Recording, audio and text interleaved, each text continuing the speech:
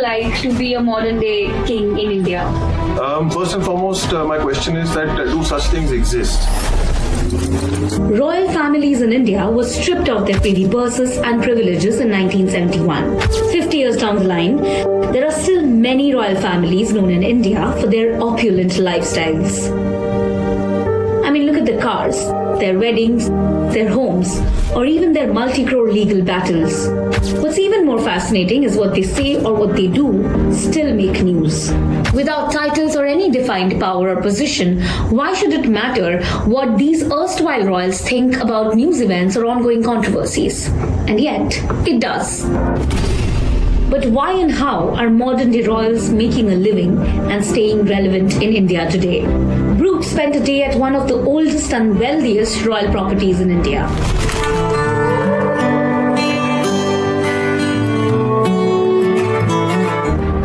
The city palace of Udaipur.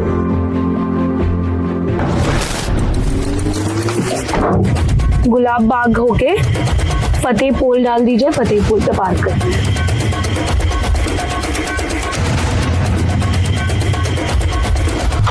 Ji sir. Please थोड़ा रास्ते में हॉर्न मत बजाना. Okay sure. ऐसा आपका दे दिया गाड़ी वहाँ तक जहाँ पार्किंग है वहाँ आपको गोल कार मिलेगी. Okay thank you so much sir.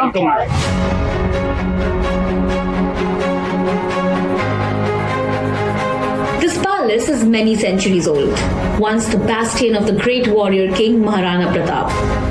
A part of the palace is open to the public for a glimpse into the history of the Mewar dynasty.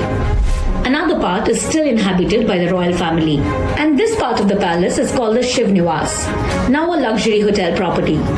It is here that in 1961, the monarchs of Britain, Queen Elizabeth and Prince Philip, spent 2 days. They were visiting the then king of Udaipur. You might have also seen the palace in the 1983 James Bond movie.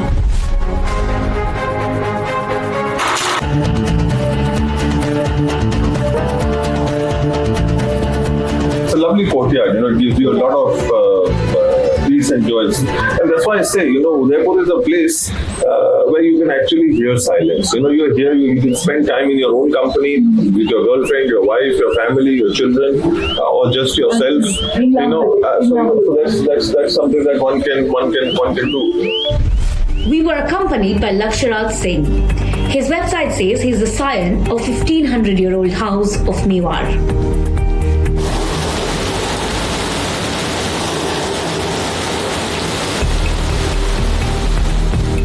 Today, a room at the property starts from 9,000 rupees and goes up to 45,000 rupees per night. The Mewar clan was one of the pioneers in converting their palaces into heritage properties.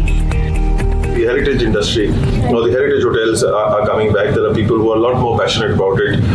They want to deep dive into it, to experience it, to come and to see it firsthand rather than just limiting themselves to films or books. These days, heritage hospitality is not an excuse for bad hospitality. When Indira Gandhi stripped the royals of their privileges, it dealt a blow to coffers of most of the royal families in India. Faced with the challenge of sustainability, many royal properties since then have converted into heritage hotels. The greatest ideology, thought process and interest has been to be able to get the money back and to put it back into the property and to make it sustainable, keep it alive. And I think the important part of it is the fact that, again, something that my father believes in and has been doing is living heritage. It's not a dead monument. In 1971, the then king of Udaipur, Maharana Bhagwat Singh Mewar, converted their summer home, the Lake Palace, into a heritage property. However, this transformation from being the royals to hoteliers was not easy for the royal family in Udaipur. They lacked professional skills to manage the business. Hence, Bhagwat Singh approached the Taj Group of Tatas to operate the hotel on a lease basis. Don't you think there is still an obsession about living like luxuriously like the royal life, which is also attracting certain sections? No, definitely. It's not something that I don't like. It's just something that I want to put in perspective. Madam, आप देखिए ये कितना royal कपड़ा है. इससे ज़्यादा अच्छा आपको मिल नहीं सकता. So what is it that he is really describing? At the end of the day, he is really describing the quality. He is really describing an attribute or a trait or a personality or a character or an expectation that is there. Could be from a cloth or could be from a person, could be from a building, could be from a car. An image of Sudha Murthy bowing down to a royal family sparked a debate whether earlier forms of showing respect or symbols of hierarchy still exist in the world's largest democracy. Sort of archaic protocols still in place in the royal families in India? There's a general respect that I think is exceptionally important mutually. Right. It's not something that is a one-sided segment. This is something that needs to be being aware of both ends. And I think giving and taking respect, I think, is a beautiful gesture for humanity. Beyond philanthropy and hospitality, the other ways that several royals across the country are striving to stay relevant are heritage and environmental conservation, the age-old practice of joining politics, or diving into the entertainment industry. A democratic India may have relegated royal titles to the past, but there are many erstwhile monarchs who continue to draw inspiration from their heritage to find relevance, revenue, and respect.